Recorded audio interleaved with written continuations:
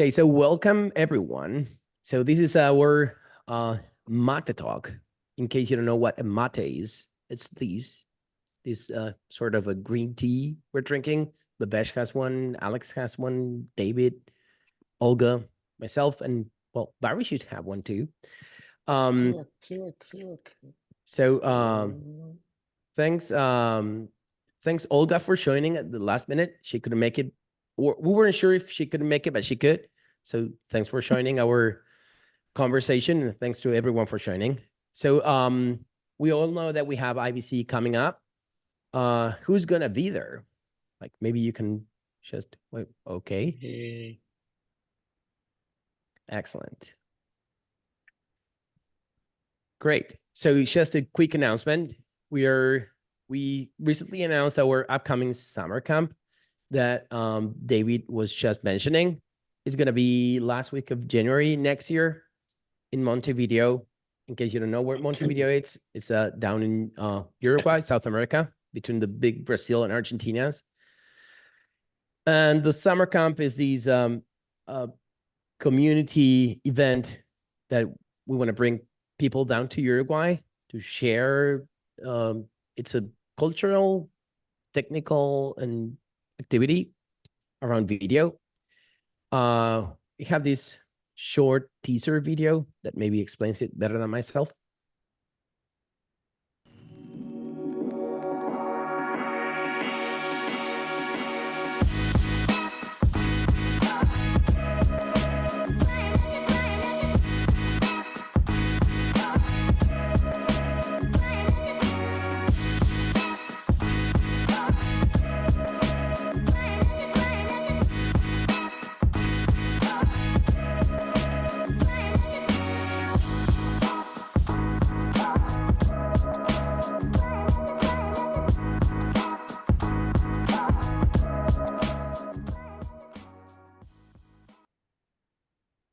So, oops, sorry about that. It's gonna be, sorry, these last week of January. So in case you want to attend, let me know, ping me later. I don't want to take much more of your time here, but let you all know that the summer projects are also a very important part of the summer camp. Nico Levy, that couldn't make it today, is responsible for that part of it. So in case you have any ideas that you want to present, you still have some time until end of month. Then October 3rd, we're going to do a MonteVIDEO Tech Meetup in which we present all the projects to the community. Then we're going to do some voting and choosing what open source projects we're going to be collaborating on. So far, we have ideas on MOQ, CMCD v2, more features on the Common Media Library, Vastu SGAA translation, and also some content steering implementation. So if you have ideas, reach out to Nico or ping me, and we're gonna guide you through the process. So now to start, I'm gonna stop sharing, and I'm gonna ask our special guest of the day, Neal Roberts, to introduce himself, because today we're going to talk about the Olympics and high quality streaming of the Olympics. Turns out we have quite some special gang for that. We have Alex, David, and Bhavesh that have worked on several Olympics and previously, but specifically for the 2024, we wanted to invite Neal, that's been working on the WVD team implementation. So welcome, Neal.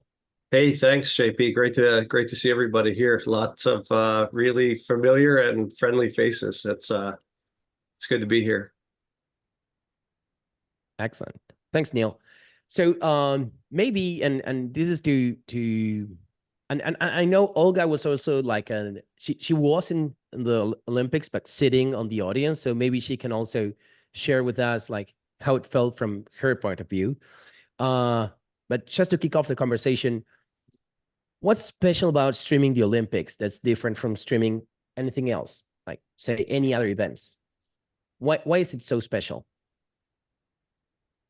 I mean, for me, I think it's a couple of things. Like one is it's it's this awesome worldwide international thing that's a beautiful thing. You know, sports instead of something horrible, bringing all these people together. And it's so diverse, not only in, you know, the different countries and all this, but all the different type of events.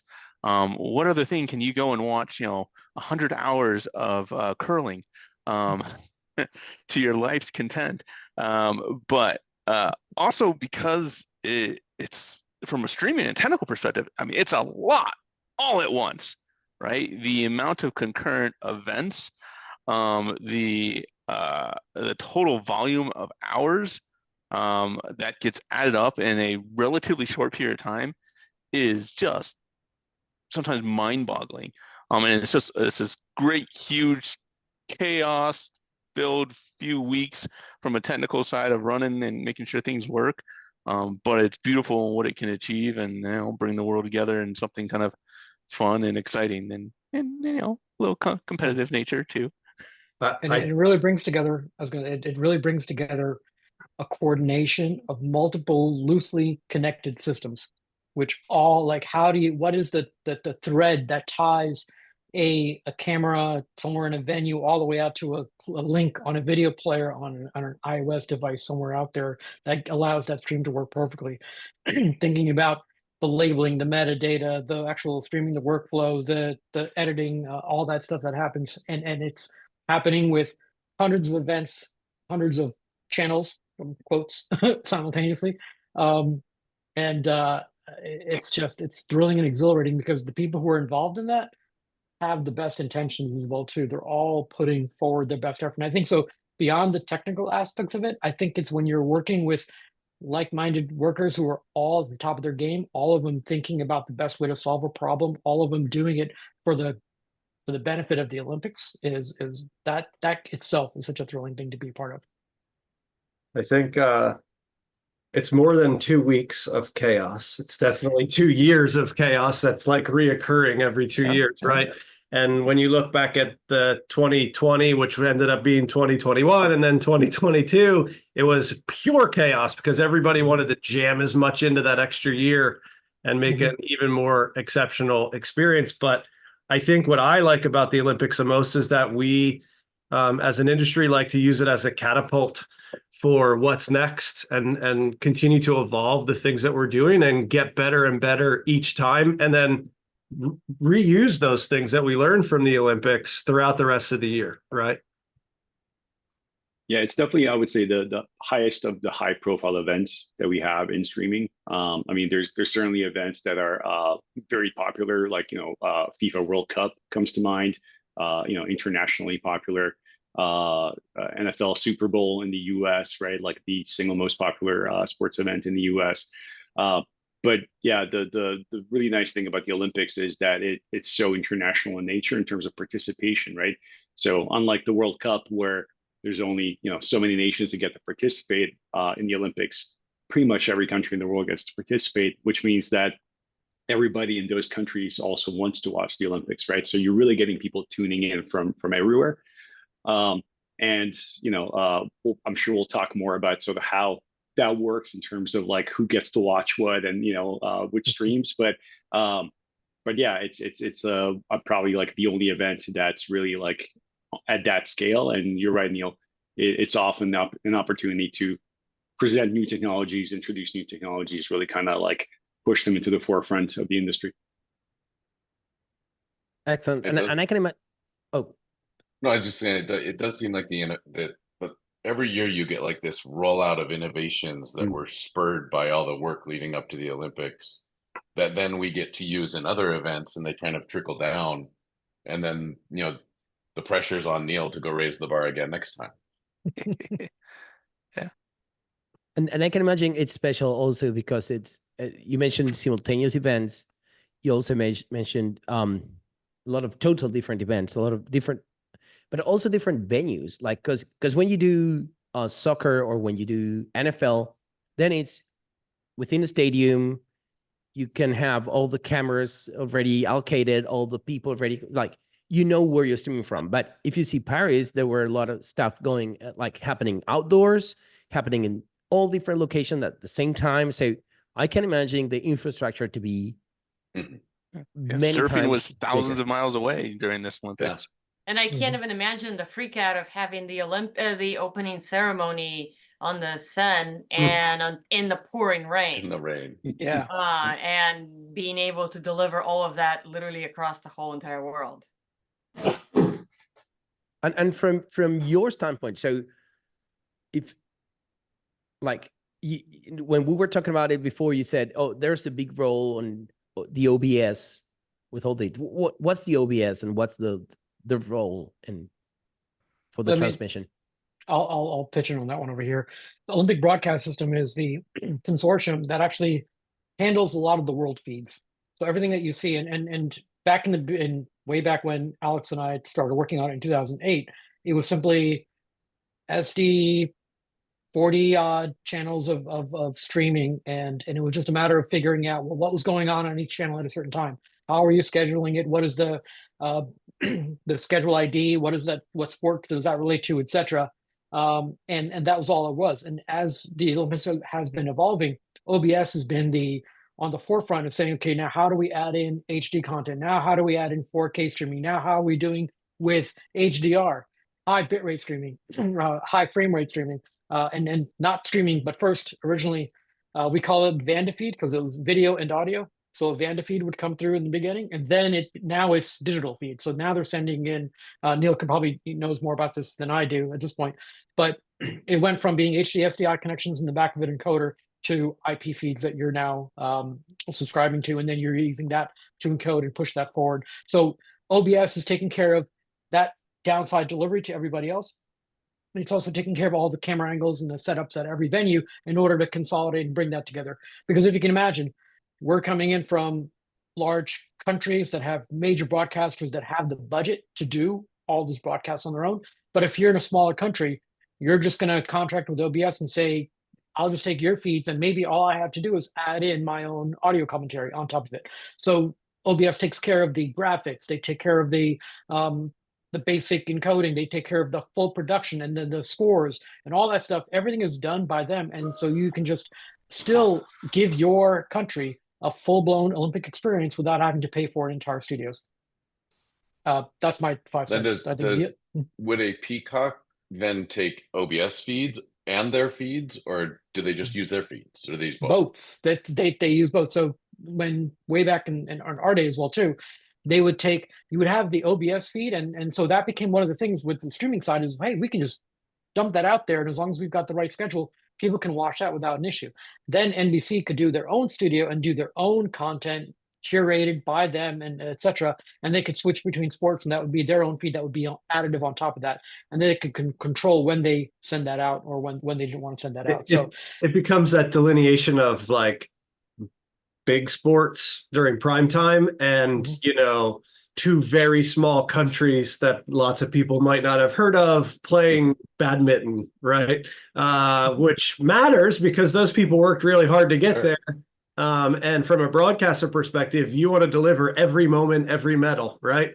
And so that's how you do that, right? You don't necessarily need to put your own announcer and your own graphics and your own package around that thing, but there's someone somewhere who wants to watch that, and they do. Right. And so you just put that there. And in some cases, quite honestly, the announcer might just not show up that OBS hired, right? Oh, I'm taking a lunch right now. I'll be there halfway through, right? It does happen. But those are the feeds people are just sort of casually watching. And then the big heavy lift comes for that more primetime experience. For the big feeds, then would there actually be broadcast, big broadcaster cameras and OBS cameras, so the place is just littered with cameras? Yes and no, right? So they have the key locations, and then the big broadcasters will sort of negotiate with OBS on where to put the additional cameras. But you also have these sort of fly packs that go around for courtside interviews, right? So if you watch a US-based broadcast that NBC does, it's very obviously US heavy. That's really hard to do in Europe for us because we're covering all of Europe. So we don't, yes, the Olympics was in France, but we don't just want to focus on the French side of the broadcast. However, we've got Eurosports 1 and 2 France that we deliver to. We've also got Eurosports 1 and 2 International that we deliver to, right? So it's this balance. And then for us, each region kind of can do their own thing and does opt to do that sometimes.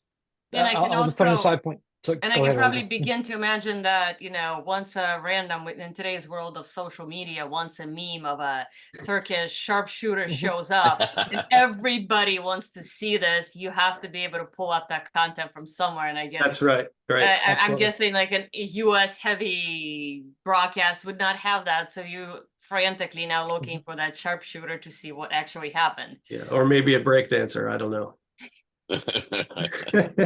And by the way, Great. OBS didn't always exist. Like, it's something that was created in the early 2000s to try to kind of centralize the production of the Olympics, right? So that there's somebody that's responsible, for making sure that there's a feed available from every venue and every event.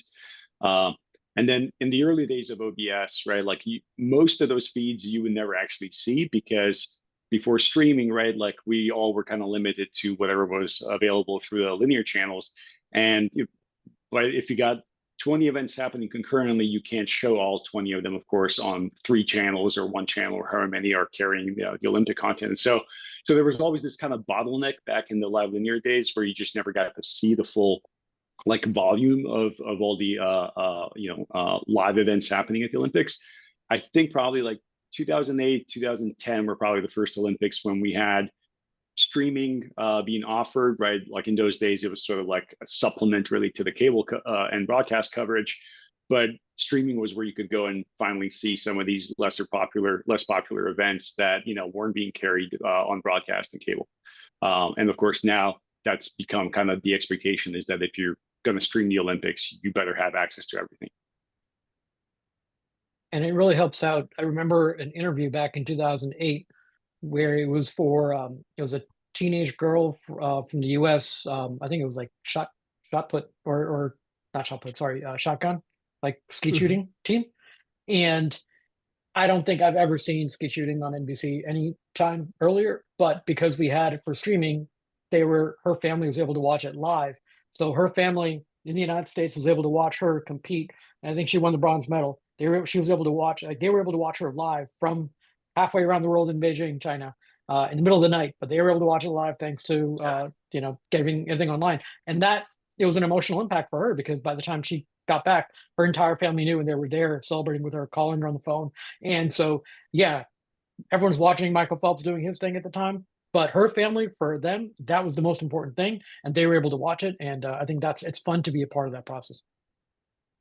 Wow. And I can imagine, Bab, that was a big innovation in the industry. So at some point, this was only broadcasting. So probably there were like prefixed determined number of channels. So I don't know, maybe NBC or Warner or whoever it was at that time, at that time, the names, the company, and in the industry, like you had, I don't know, 7, 8, 10 channels, but it was 10 channels. And at some point it became ubiquitous. And now you have people watching from all different places and devices. And what were the challenges that came with the streaming at that time? And maybe recapping with what Olga said, that now also having to prepare content for social media, because it's not the same content for TikTok than Instagram, than TV, than mobile. I think one of the interesting challenges, I mean, there's a lot of technical ones, and obviously we've got great people here to dive into it too, but one that I wanted to point out that often I think gets overlooked, especially as that started adapting, and is honestly still a bit of a challenge today, is discoverability. Like, when you have so much events, so much content, how do you interact with what actually matters to you? Or what happens when you have multiple things? Like, it starts opening up a lot of this need for innovation and solutions that we didn't think about, or at least didn't put as much as the forefront before. And I know, man, some early years when we started doing a lot of that content, oh God, there was a lot of complaints about like, well, I can't find the sports I'm looking for. I always miss it. What's wrong with this? I can't get to what I want to. And then there's access and rights and all these other things that go in that complicated. But that's just one element that I think can easily be overlooked. There's a lot of technical challenges of when we go from like, hey, cool, yeah, we're used to having 10 streams and that's all the encoders that we have. to how many do we have to do concurrently, and how much storage is this going to take, and how do we make sure that the app won't fall over when we have thousands of titles in here now in this small little area. It poses a whole new section of challenges, and that's one of the beautiful things about the Olympics, is that it just comes together. So much comes together all at once that you do take those 2 years to be ready for it, and then you're still, making sure everything goes okay. those couple weeks, a little hectic.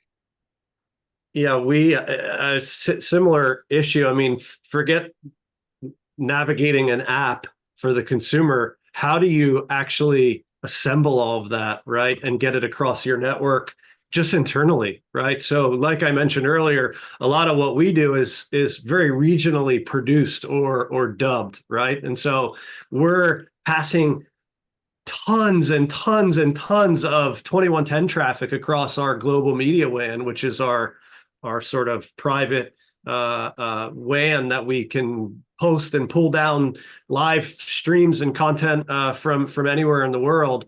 And that's how we pass all this around. And so on the first day of the Olympics, that Saturday, we had an issue. And the issue was we've never passed that much traffic over the network at one time. And some of the traffic was mislabeled for QoS. It was tagged incorrectly. And so it was just dropping. We're like, what's happening, right? Where are these CC errors coming from? And so as we started digging in, it's the same problem on the production side as is on the consumer side. You really have to be prepared to pivot very quickly and dive in. I mean, we only had issues for a very, very short period of time, but nonetheless, you seriously learn a lot in those first few hours of things when they start moving. So, I thought you were going to talk about the person who cut the fiber as well too. Oh, I mean, there was that too, right? But there's nothing you can do about those things. It's going to happen.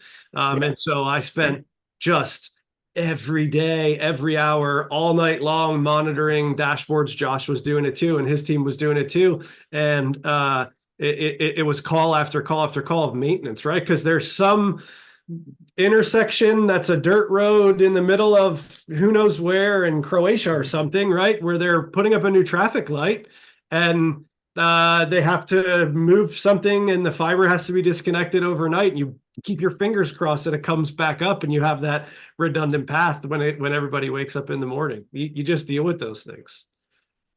Yeah, and that was an interesting thing about roaming around Paris during the Olympics. As you can see, just miles and miles of wire just running parallel to the Seine. And you're just like, okay, don't trip on that, because you don't imagine what you couldn't disconnect the world from the Olympics. Yeah. I've heard there's actually a conversation about the fact that at some point there's a conversation about how many miles or kilometers of wire was laid during the event, every single event. And I'm afraid to even find out what those numbers are. Yeah, Corning is pretty happy after this Olympics. I'm sure they sold a lot of fiber.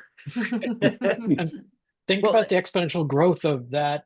Again, from the early days when it was just SD to now HD to 4K to 4K HDR, and keeping them all available as well too. So you can't just do one. You've got to. So every new type of content that you want to add, plus all the new formats of all the content, just makes it exponential in terms of the amount of bandwidth that's required to consistently grow. And then you add more sports. You're going to add more venues. You're going to related to that. So, so all these feeds are coming in SMPTE 2110 or something similar, I'm assuming. Where's the encoding and the packaging? Is it done in Paris? Is it done all over the world? I know Pika probably sent it back here to do it, but I'm curious about all that. Without going into too much detail, everything we do from a transcode perspective is cloud-based. So it doesn't really matter where it happens. It just has to happen. However, of course, there's contribution encoding, right? So for us, we came out of Paris and essentially through our Chiswick office in London, where we had our contribution encoding, our decisions in the back end around which encoder for which event, for which output, and all those again, would hit our global media WAN and could be pulled down into the transcoder for delivery back to both Discovery Plus and Max. And so it's a number of different levels and different places. And remember, like I mentioned, we're very reliant on some of our regions doing their own production. Sometimes they have their own studio shows. Sometimes they have their own languaging that's happening, right? Things like that. So all of those things are constantly coming and going in both directions. But inevitably, Aventus, our cloud-based transcoder, is what does that final step and delivers off to the consumer.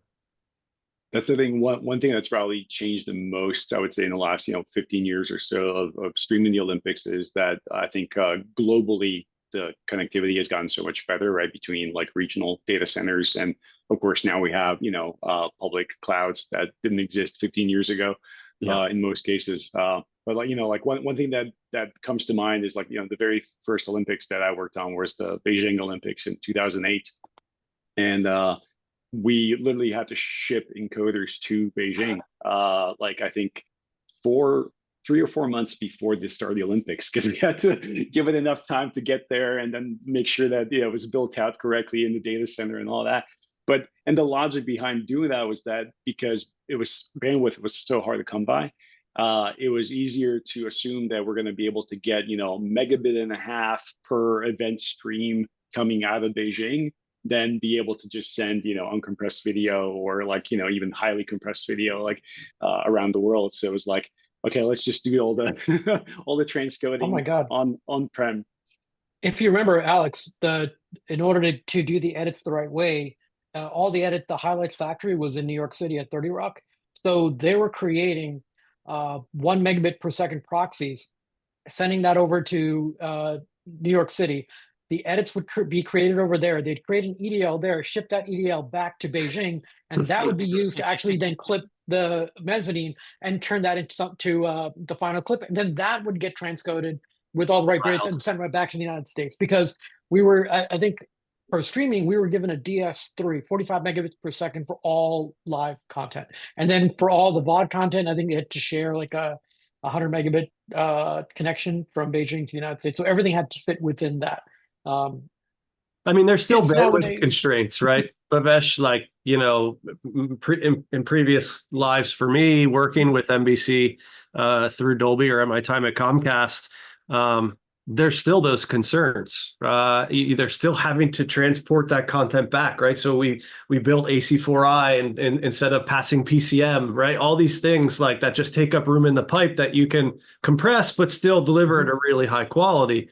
But for the Olympics, we at WBD don't rely on the internet for transport of that traffic, the public internet. But we do have our own managed network, which is critical. Now, occasionally we have much smaller events where we are just passing those across the internet with SRT, and it's reliable enough and also not nearly as high profile as something like the Olympics. But that managed network is so key, and we've definitely come a lot farther than 100 megabit per second pipe. Wow. And so Neal, you said Olympics over Olympics, there's like something new that you have to raise the bar. What was new in 2024? So it wasn't new for the industry by any stretch, but for WBD, it definitely was a first. We delivered a lot of the Olympics in Dolby Vision. Some of it was native, and some of it was upmapped using a process that's been developed over a long period of time, but it does work really well. And so, going back to the OBS discussion, you pay for what you get, right? And that's a big issue is that if you want the 4K or HDR native feed, you pay extra for that. And so going into the Olympics, for us for planning, we already kind of didn't have a need to pay for that, for the extra stuff, but we really wanted to present it in the most premium way possible. We did actually go back and we did get some stuff in native HDR. I didn't deliver anything in 4K. Everything that Josh and I put out, even if the source was 4K, we delivered in 1080p 50. Really, color space and luma and chroma are far more important than resolution. And let's be honest, you know, nearly 100% of consumers who are able to decode HEVC or playback HDR content are connecting a device or using a smart TV that is already 4K. I completely trust a device to upres from 1080p to 4K. It's very simple. It's very, very common. I definitely trust zero devices to upmap any content from SDR to HDR. And I shared some photos on LinkedIn, which caused a big stir, but it's true, right? So by putting that SDR content in the larger HDR container, we're not trying to trick consumers. We're just trying to give them the best experience and maintain that creative intent that we spend a lot of money and work very hard to create. Yeah, and you can tell when you're looking. I was just gonna say that I think there was a significant uptick in streaming services this year that were carrying the Olympics events in HDR. I mean, talking on a global scale, right? So there was some really good posts on LinkedIn that actually tracked like who was basically broadcasting and streaming in HDR, and you know, it's definitely getting to a point where, you know, I think by the time we're doing the next Summer Olympics, we're going to expect that most of that, if not all of that, will be streamed in HDR. So I think it is entering the mainstream. So yeah, you're right, Neal. Like it wasn't necessarily like a new technology, but it did feel like we were finally getting to that point where it's like, okay, finally we can expect that to be available. Yeah, I was also super keen, super excited to see how many people were delivering PQ instead of HLG on that list, Alex. just a preference, though. Just a preference. And what I am sorry, I'm curious. I remember for the last two events, NBC had a virtual reality version, and they did not have one this year. And I'm just curious if that's gonna come back, go away completely. Would there be any uptick in like more immersive technologies and being able to sit at the, you know, edge of the stadium, or if the next Olympics is the winter one, right? So being able to sit at the edge of the hockey arena and actually watch the game like this, or we think that's very device specific. Like anything starts really, really expensive, which is one of the reasons a lot of people are like, I'm not doing 4K, I'm not doing HDR because it's expensive. It could be expensive. But from an immersive perspective, if Apple could come up with a cheaper Apple Vision Pro, we would be in heaven, right? So I think as that technology continues to evolve, people will continue pressing on it. And I think it'd be awesome. Like, what, to your point, what better way, right? Yeah, because I watched it last time on NBC, and I mean, one of the coolest things, I think I've used this. It was cool. Before, I watched my dad watch a hockey game that way. And I think that was the most incredible thing in the world, except for the fact I was terrified he's going to fall off a chair, because it was like, come on, let's go. And as he's turning his head and getting all excited, because he's right there at the edge of this hockey arena. But I think that technology like that is incredible. But yeah, it is very much device dependent. Excellent. So I know we have questions from the audience, and I also know that we'll have people in the audience that might want to jump into the conversation. So remember, this is not a one direction broadcast. So this is a bi-directional conversation. So I know Josh has been pointed out by Neal a couple of times. So Josh, if you want to jump in and cry about your problems throughout the Olympics, feel free to do so. I think I was Josh's biggest problem in the Olympics. Oh, don't say that.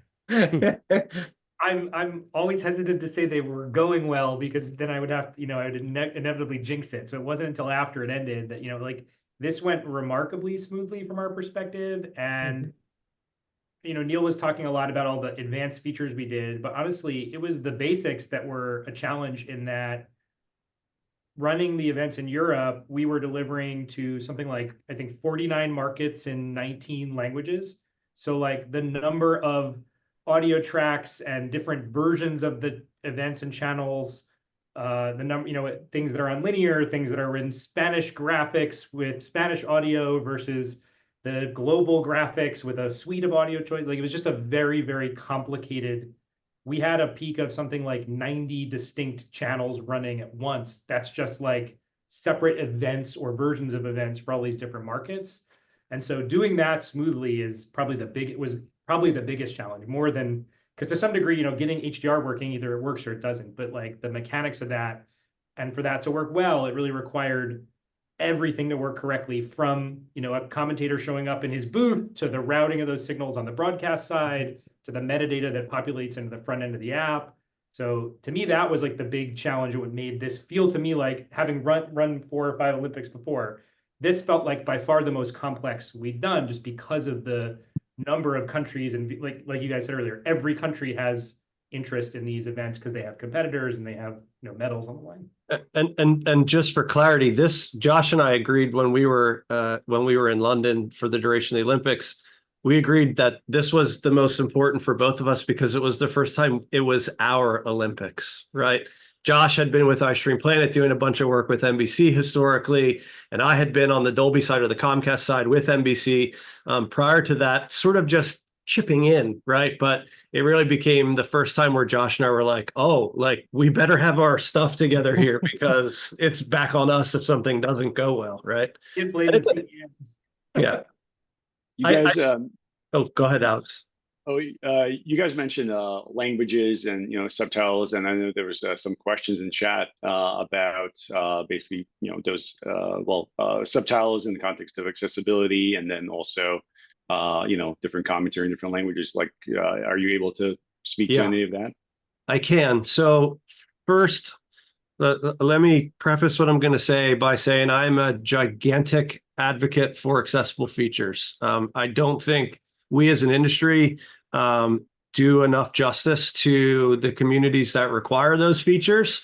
And by the way, it's not always, a person who can't see anything that needs audio description, right? It's not someone who's completely hard of hearing that needs subtitles or ASL.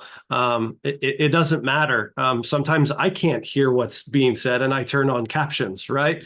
And so we just need to do a better job of presenting a unified experience for everyone, right? And so when we think about things like, for example, audio description or second or third or fourth or 32 languages, in my opinion, what we need to strive for is not delivering those experiences in a lesser audio format than is the primary format, right? So if you're delivering Dolby Atmos or 5.1, you really need to work hard to try and do that across all of your other languages as well, right?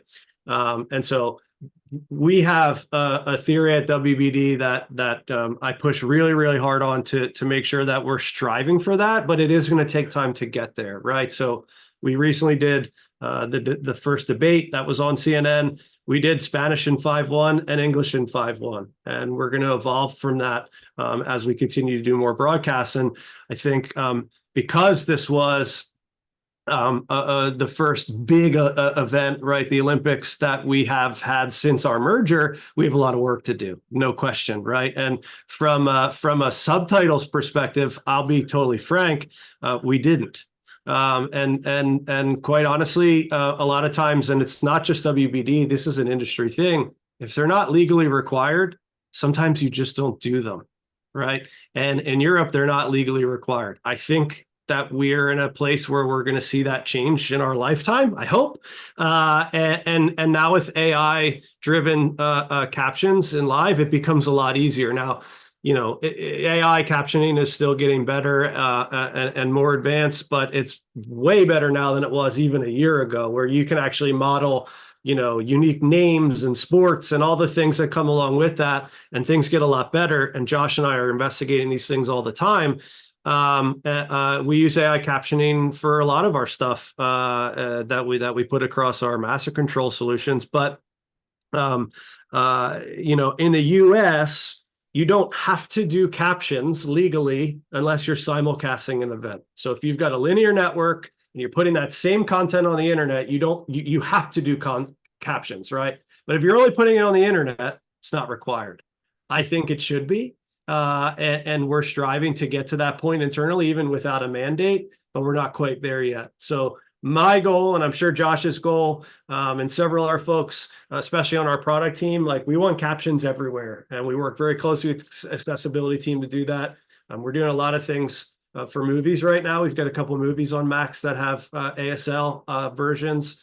Audio description is very, very important. So it will continue to evolve as an industry, but from a WBD perspective, we're lacking a bit in the accessible feature space in Europe for the Olympics. I can speak to NBC. I can't take credit obviously for anything they did, but they did a pretty awesome job this year with accessible features, both in captions as well as things like audio description. Like, tremendous job. Video Descriptive Works does a bunch of stuff with NBC, and it's just, man, they do such a good job, and it's such a great experience. I'll say, Neal, I've worked quite a bit on live subtitling, and this summer I did an analysis of the Tour de France. Yeah. And the live subtitling was horrible. It was better than last year, but it was horrible. Still not usable. Sure. A month later at the Olympics, I could not believe, like, it was the first live event you could actually turn off the audio and watch it. Yeah. And I'm sorry, were you doing that assessment through NBC in the US, or were you watching in Europe the tour? It was Peacock. Okay. Yeah, it's through the Peacock app. Got it. I have no idea what they're doing, by the way. So yeah, I would love to know. So if you know someone, I would love to speak to them, because I really want to know what. My guess is it's AI plus human interaction, because it's that good. Yeah. But who knows? Like, Olympics were awesome, really good. And I did see your post on LinkedIn about, some of the inefficiencies from the tour. And I agree, like, it's only going to continue to get better though. Yeah, there's definitely low hanging fruit as an industry that we can solve too. But I've been surprised, Warner, how many of the streams that we're putting out on linear too, that you assume are being manually done, that are now AI. Like, it has gotten good enough, especially if it's a scoped use case where you can hint to the AI, hey, this is US political news, or hey, this is a basketball game between the Rockets and the Spurs, and then it knows names and context. Like, that has gotten really good, and it's gotten really good for English. I think we're going to see how now, as we look to take that internationally, I think we'll find that my guess is we'll find that in German, that's 2 years behind, and in Czech, it's 5 years behind, but that we can hopefully, close those gaps. I'll tell you what I'm really excited for is beyond captioning, physical audio for things like the second language, right? Where, I hate taking work from people, and certainly we don't like doing that. But when you're doing that many languages and you're delivering to so many different countries, especially for something that's not the Olympics, right? The Olympics, again, high profile, but when you're doing, I don't know, Meetup auto auctions and you're delivering it globally, you probably don't want to pay 32 people to translate the audio, but you could do it through AI, right? We're not there yet, but again, like, this stuff is evolving. Imagine a world where we could do audio description, and there's a model actually watching what's happening on screen and explaining what's happening. It could get really pretty deep. That'd be very. So since you mentioned it, let's talk about that. Just AI. What if anything did you take advantage of as far as AI for your production or your workflows? I personally, in my workflow and Josh's, we did not use AI in the Olympics, and beyond that, I don't want to speak for anybody else in the company, but I'm really not sure how deep anything went on the production side. Like I said, we weren't doing captioning, but I'm sure there's AI in the clipping, like the highlight clipping so like, it's starting to creep into a lot of, even if it's not in the main pipeline, I think it's starting to creep in at the edges, and we'll just. You tell us, Barry, how much are you guys using AI? I remember I see it are honestly, like, somebody mentioned, the badminton match with two guys from Sri Lanka or something, right? Yeah, sure. So maybe you have an AI director, an AI camera, maybe at some point some of those things are all are all driven by AI. You see it a lot in high school sports, right? So Yeah. they have a template. Hey, this is a lacrosse game, follow the ball. Hey, this is a soccer game, follow the ball. Don't have to have a camera operator. Yeah. I wonder if it's going to start going that direction for some, never for the high profile events or multi-camera events for sure, but maybe for I've some. actually, yeah, I don't want to. I've seen one company that did that where they can look at a high school game and then afterwards parents can like clip in and say, hey, show me all number 10's highlights. And it's combining the number 10 that they see, that they read on screen with the crowd noise. So they can tell that, hey, something exciting is happening, so that they can create a clip out of that from the get-go. I know prior to the merger, when it was just Discovery Plus and Eurosport, we used AI for the language. Josh, to your point about all the different language tracks that are out there for Europe, to make sure that they use the right Spanish announcer audio track with the right Spanish Eurosport 1 feed. And if somebody's actually speaking German, to tag a human to say, hey, something's being routed the wrong way, fix it now before it goes further. So there was an entire process that was listening in to all of the feeds to ensure that the metadata tagging the feed was the language that was being heard. And it was sent to a human being so that the human being could say, oh yeah, it just happens to be somebody in the crowd speaking German, not the announcer. They could let that go through, but at least it can listen into everything and kind of take the work off of people who are trying to work on different things and only rely on AIQA. I just told Neal, don't forget where it's creeping in the edges. You made me realize I own that service that you just described. This Olympics, and it auto cuts alerts when we detect. No, it's very complicated, right? There's a lot of false alarms, but it auto cuts alerts if it's like, this is supposed to be German, but I'm pretty sure it's Italian. So we do have, that is one place where we are using AI already. Yeah. There you go. What about the rest of the whole QoS sphere? It's like how complex is that system that you have to, hopefully know ahead of time if something's going south? It's really complex. It's also like multi-level, right? We're still post-merger here. And we still have lots of legacy systems and lots of new systems and teams that are coming together and looking at different metrics in different places. So Josh and I spend a lot of our time like internally sort of chasing other teams and saying, look what we have, and trying to help and then pull, probes from other teams and try to dig deep on those things. But yeah, a lot of it is alerting that comes from dashboards and frankly eyes on dashboards that so you're go ahead, Josh. We have pretty good on alerting now. Like it'll tell us if there's a problem, but it's still, I think, it still feels almost primitive in terms of like how you go dig into that, right? Like it's like, well, we have this big spike of problems. Let me try 7 different ways to slice it and see whether that was all people in Germany or only Fire TV viewers or only people who are watching in 1080p or only people on this CDN. Like it's still not, it's not that forward yet of like, hey, this is a Fire TV problem on Akamai in Germany on this, ISP, go dig into it, right? So, but hey, Josh and Neal, but it's still very complicated. Sorry.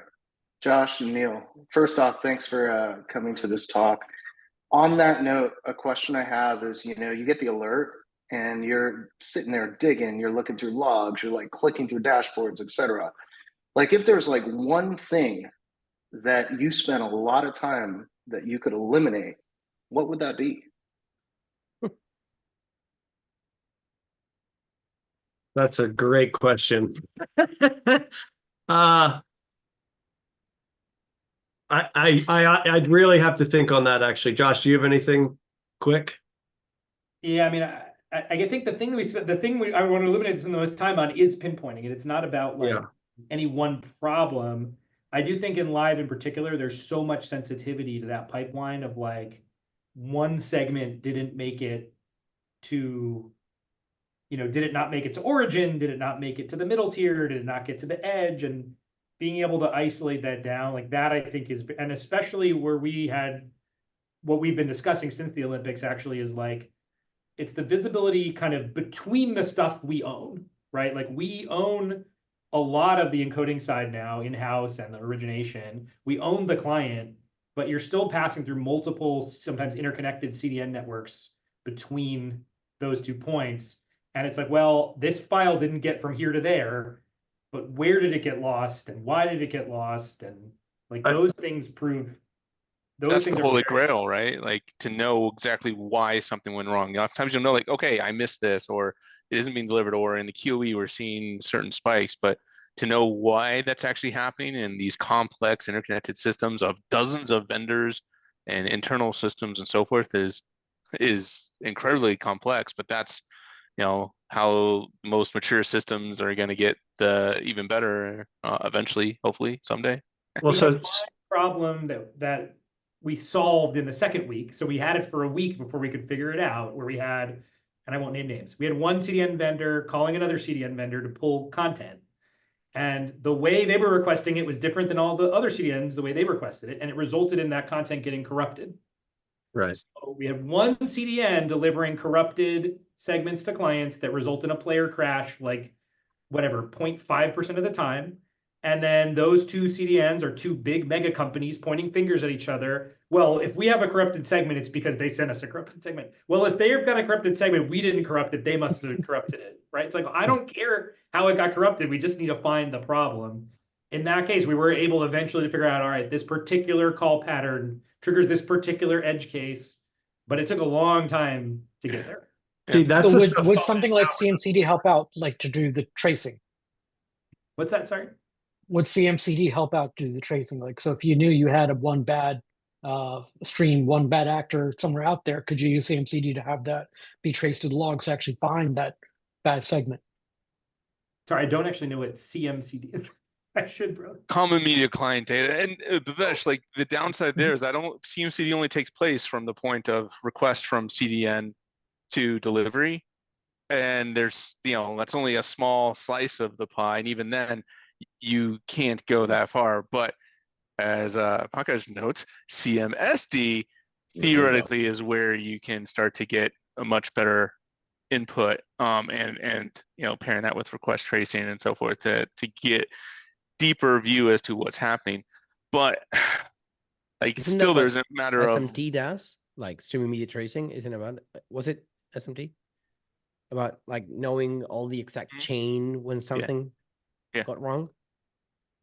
Yeah, it's to be able to create, so like essentially recreate the chain of requests. Yeah, so request tracing. But I think that is key in order to be able to proactively find these issues, because like one of the big problems right now with detecting these issues is that everybody waits for the clients to experience issues, right? So it's like you only start knowing about it once you start getting alerts in your analytics dashboard from the players. But as as they were describing, sometimes the segment gets corrupted between point A and point B, way upstream from the client, right? And so I think something like CMSD is really like the only way to start being able to proactively respond to these things before clients even see the issues. I want to touch on something a little different. Everything you guys are talking about is super critical in delivering and monitoring and making sure we have good experiences. However, since I own source acquisition here, if you have a bad source, a lot of times what happens is people say, oh, it's in the source. That's the end.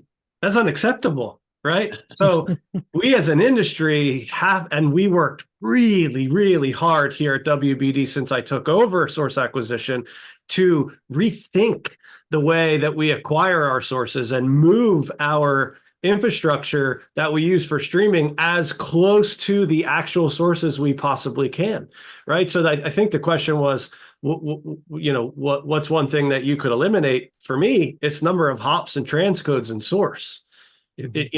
Don't bolt your streaming experience onto the end of a legacy broadcast workflow just because you have to continue delivering to linear. Interrupt the linear workflow for streaming, right? That's what I think is key. If you've got a bad source, all the things you guys are talking about don't matter.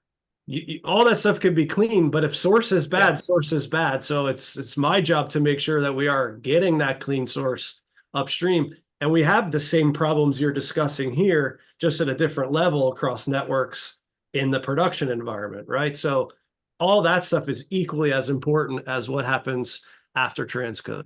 Especially when think- people The thing start is going with the- around chopping fiber cables. Exactly. Bolt cutters. So.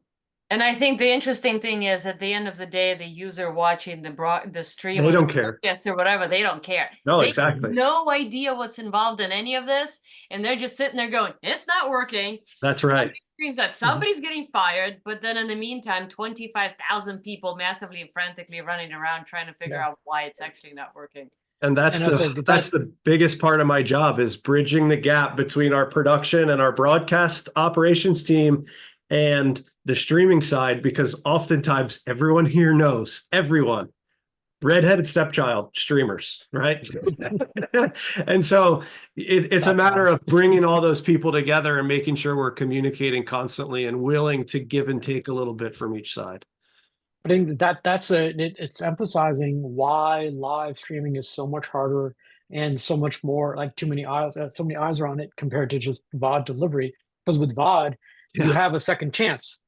Hey, somebody, you transcode and you publish bad content, no problem, republish it, and it overwrites whatever. And so you may only impact a couple people in the beginning, but the long tail, they'll never see a problem. With live, if you've lost the source, you may have lost it forever. That's right. And a lot of times the legacy broadcast guys are like, it's just an encoder. Just plug an encoder in and we'll put it on the internet. It's fine. And I'm so used to, as a DRM vendor in general, hearing, "Oh, it's the DRM's fault," and go try and prove anybody else wrong. But it's funny to hear that everybody in their own industry hears it's the player's fault, it's the encoder's fault, and all the fingers are constantly pointed. I think that's one of the bad things. We've got to stop pointing fingers and start looking at the data that we present. And our stuff is like, here's our expectation upstream and downstream. Here's the information that we're sending you. Here's what we're not getting. This is what's beyond normal for us.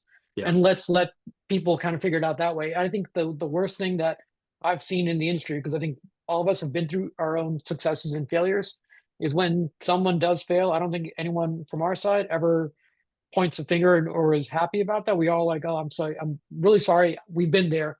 What it looks like. How do you help fix and solve the problem? How do you look purely at the data? How do you ahead of time figure out the feeds and the speeds and the metrics that you've got to know that tells you something is healthy and something is not, so you know how to react and behave. Okay, everyone. Point on blaming, though, it's always the CDN's fault, in my opinion. It's always the other part's fault. I always heard it was always the Always player's blame fault. them. As So, long as it's not the DRM, I really don't care. DRM pointing always fingers. messes it up, though. So I think we're kind of running out of time, and I know everyone has an agenda. Anyone in the audience want to unmute and make a last minute question or last minute comment? Thank you. Thank you. When's the next Monte talk? Because as always, this is always so much fun to just hang out with friends and just shoot the breeze. Excellent. So it's going to be in 2 months because we do these like bi-monthly. So hopefully the next one's going to be maybe late October. I don't recall the exact dates, but probably after Demaxed. So thank you all for coming. And if there's any final comments or any key takeaways, maybe just a quick round of last takeaway here. Maybe starting with you, Olga. Any comment from this chat? I think from this chat, I have nothing specific to add to this chat other than the fact that, as I said, I think it's a great, crazy process of worldwide connections. But as a person who was at the Olympics and got to experience the event physically, the energy and the atmosphere that you feel in the host city, with everybody supporting everybody, with everybody cheering for everybody, it doesn't matter if it's your country or not. That was incredible, and I wish everybody gets to experience that once in their life, because that's just awesome. So nice. Bhavesh, any last comment? I think after people go through the Olympics, from a technical perspective, they turn out, it transforms them into somebody different on the other side. And I think it's an amazing experience to go through. The amount of not only the amount of stress and anxiety that you go through, but the camaraderie that you create on the inside of people who have stepped up at the same time. I think it's one of those things that binds friendships in the industry, and I think that's what makes this industry so much fun. Alex? I think what Bhavesh is saying is if you want to make fast friends, work with them on the Olympics, basically. Trial by fire. Some enemies in there too, Alex. That's it, yeah. But you still Excellent. end up sharing that bond with your enemy still. That's right. David? One of my greatest memories from my career was the first Olympics I did. It was Sochi. I was hanging out in the Ice Cream Planet office. I got to watch the sunset, the sunrise in Sochi on some like unpublished streams up on the wall, and then get to work and slam it hard for the next couple weeks. And I'll always remember that as a highlight in my career. So I'm thankful for that and the people I got to work with, and the Olympics made that happen. Excellent. Josh, any comment? Thank you guys for welcoming me. Neal messaged me 1 minute before this and said, "Hey, you should join the call." So thank you for the warm invitation. Excellent. And Neal? Yeah, thanks. Special thanks to you. And well, your No, final comments? Thanks for having me here. It's awesome. I shared a similar experience as David, but I was in Sochi watching that sun melt the snow. That was a big problem in Sochi. No, seriously though, we had an awesome time, just like every single Olympics, right? Even through COVID, when we were doing Olympics, it was just a lot of Zoom, right, with each other. And that bond still is there even through Zoom, because you're all fighting the same battles and just trying to deliver the best thing you possibly can. And I think that's what we all strive for all the time. And I'm excited to see how we evolve the company, moving forward in terms of technology and continuing to deliver those just outstanding experiences as much as we can. Excellent.